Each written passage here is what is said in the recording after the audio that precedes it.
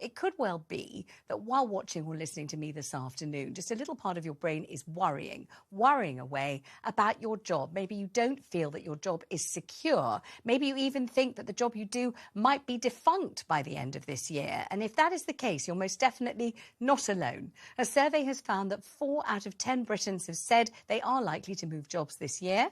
And 1 in 10 of us believe our jobs won't even exist by the end of 2023. Joining us on the programme, former Number 10 business advisor and host of Jimmy's Jobs podcast, Jimmy McLaughlin OBE. Hello, Jimmy. Thanks so much for joining me. Really glad to have you on board. So this is a very insecure job situation, isn't it, as people worry for their future?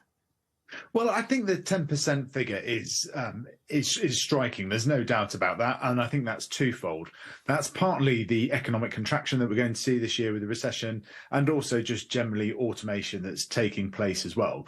But there are thousands of jobs being created on a weekly basis by entrepreneurs. But sometimes we don't hear about them as much because they're not as bigger jobs. You know, we recently had a drone pilot on the Jimmy's Jobs of the Future podcast. And they now employ 50 people in Leeds and did all those fabulous New Year's Eve celebrations and above the palace, Buckingham Palace, for the Queen's Jubilee as well. So there are new jobs being created. Tell me something. What kind of a personality is suited to a career as drone pilot? What kind of qualifications are they looking for in a drone pilot? Well, so there's quite a lot of what actually Rishi Sunak was talking about yesterday in terms of data being quite important to a lot of these jobs. Data and engineering are the kind of two key jobs. We interview entrepreneurs about where they're creating jobs of the future. And those are the two skills that come up time and time again that people are short of. So a lot of those mathematics and technical skills are very important. Of course, not everyone's suited to those jobs. They are very specific and so forth and require specific skills.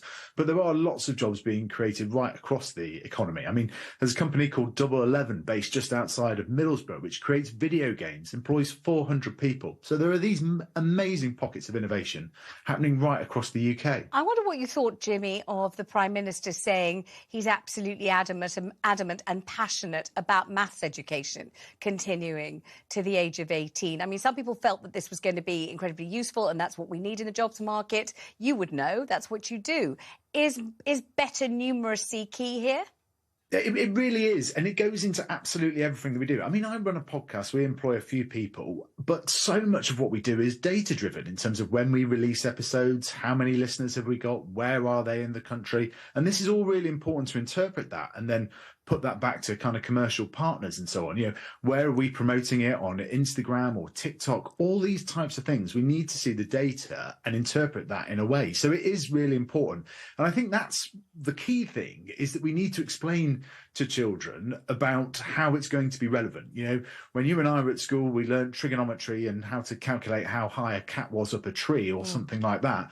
You know, that's not really relevant. If we can put it in the terms that children understand and realise that they can apply in everyday life, then that's a real key difference we can make. Well, Jimmy, it's been a pleasure having you on the programme. Thank you very much for your positivity. Thank you, Vanessa. Constructive advice. Nice to have you on board. Thank you.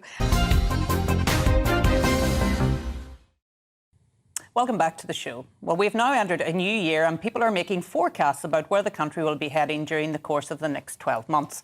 Will inflation subside? Will there be a recession? Or perhaps, what will the job market look like? Theresa May's former business director in Number 10, Jimmy McLaughlin, has conducted a survey of the jobs market. There is an array of findings, including 40% of people saying that they will likely move jobs this year and 10% believing that their jobs won't even exist. Well, I'm delighted to say that I'm now joined by Jimmy McLaughlin to discuss his findings. Jimmy, thank you so much for joining me on the show. I was really taken by the finding that 1 in 5 people cited the ability to work flexibly and from home as a primary preference for moving job. This is part of the outcome from COVID, isn't it? And the fact that people want now to have that flexibility.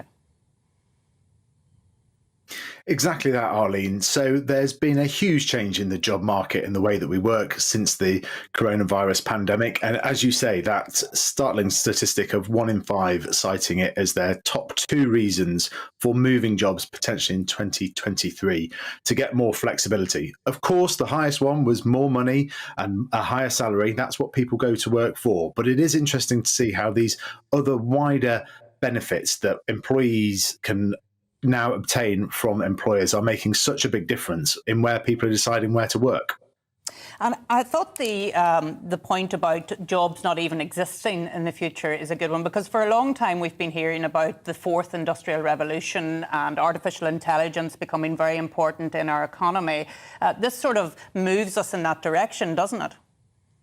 Yeah, there's absolutely, that's a kind of key point. 1 in 10 not thinking their job will exist by the end of the year. That's partly due to the recession that we'll see this year, but also it is that increasing automation that's taking place. But I'm an optimist when it comes to this. I think automation creates lots of new jobs as well. If you think about it, we've never had more technology. We've never had more automation in work at the moment, but actually our employment stats are as high as they've ever been as well. So it's not all doom and gloom about this. Lots of the jobs that are being created are exciting. We recently had somebody on the Jimmy's Jobs of the Future podcast who are piloting drones. Those amazing celebrations we saw above the London Eye and above Buckingham Palace for the Queen's Jubilee. That's a whole new swathe of jobs. They employ 50 people in Leeds, a company called New Substance.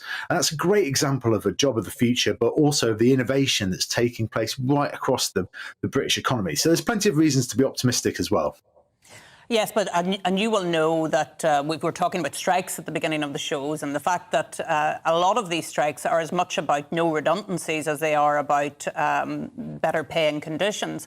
And that issue of public sector workers and indeed manufacturing workers who get very, very worried about artificial intelligence because, as you rightly say, a lot of them think that their jobs are at risk.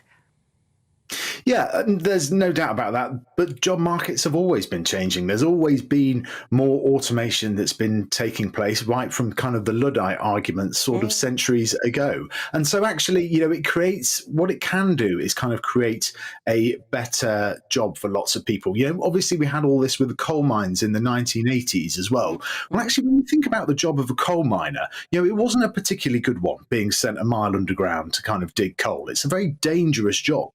That now doesn't really exist, and that's a good thing. But of course, when you're going through these changes, it's really difficult to kind of see that necessarily. And I think that's where Rishi Sunak was right in his speech this week, to kind of focus on data, and that being such a kind of key under pillar of the jobs of the future, because every job is going to require the ability to interpret data and to be able to explain that to customers or potential partners. It's such an important part of the economy that's going to be taking place, and we need to get better at it. Yeah, and certainly when I was Economy Minister in Northern Ireland, we used to talk all of the time about more and better jobs. And do you think that innovation, entrepreneurship in the artificial intelligence sector will bring us those more and better jobs? Because surely that's something that we should be looking for. Aspiration, growth, some of the things that haven't been talked about recently and which I think needs to be talked about. Yeah, exactly. I think Northern Ireland's a great example of what's happening in cyber security there. It's becoming a whole hub for that. And that's, something that didn't even exist 30 years ago. And now Belfast and Northern Ireland are becoming a real leader in that.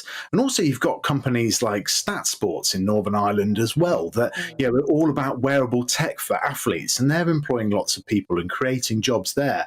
And it's the challenge that politicians and we have in the media is that these stories don't necessarily create headlines because it's an entrepreneur employing 4 or 5 people a week, perhaps. And that's not headline news. Whereas when Debenhams closes, or like you have the strikes in the public sector at the moment, they're big news stories and they're big figures involved. But actually, you have got all these pockets of innovation taking place right across the country. There's an amazing company that I was talking to last week, based just outside of Middlesbrough. It's called Double 11. They employ 400 people in the video games industry now.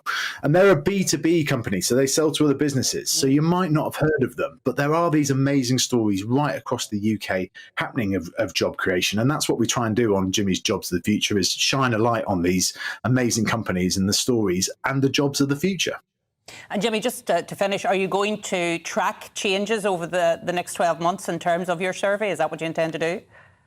Yeah, absolutely. We'll be doing it on a sort of quarterly basis in terms of how satisfied people are with their jobs and what they're looking for. Because I do think it's this huge kind of flex moment in the employment economy. I mean, you've got the recession, but also a lot of people stuck with their jobs throughout the coronavirus because they knew them. Whereas now people are going back into offices much more. There's that opportunity to potentially change and so on. And I think that's why we're seeing the statistics about 40% of people likely to move this year. That's almost 10 million people across the UK economy. That's a very fluid job market that we're going to see. So we'll certainly be tracking it.